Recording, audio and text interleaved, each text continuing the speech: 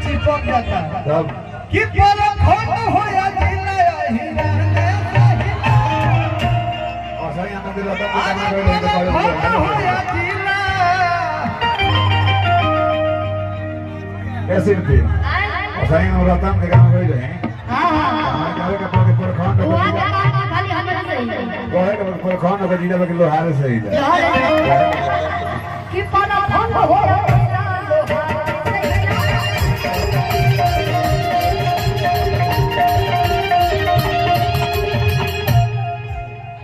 अब की ज्यादा ताली बहुत धन्यवाद का हो ज्यादा जो हो जाता चिपका देता जब से ही ऐसा गाना के सब जानते से डीजे एक बात गौर कीजिएगा जैसे कैमरा के सामने आइए शिल्पी जी आगे आगे कैमरा के सामने विजय भैया जैसे हिंदुस्तान में यदि क्रिकेट को घमंड है कि हमारे पास विराट कोहली है, यदि बॉलीवुड में घमंड है कि हमारे पास करीना कपूर है, तो भोजपुरी में भी घमंड है कि हमारे पास विजय चौहान और शिल्पी राज है।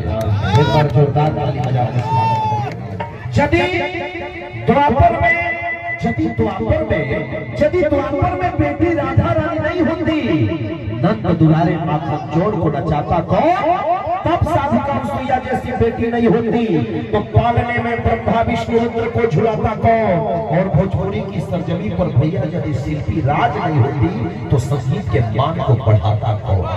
एक बार ताली बजा करके स्वागत करें। नदिया के पीछे अरे वो सही है विजय भैया आपका दुलरुआ भाई राहुल पांडे को बुलाओ। आइए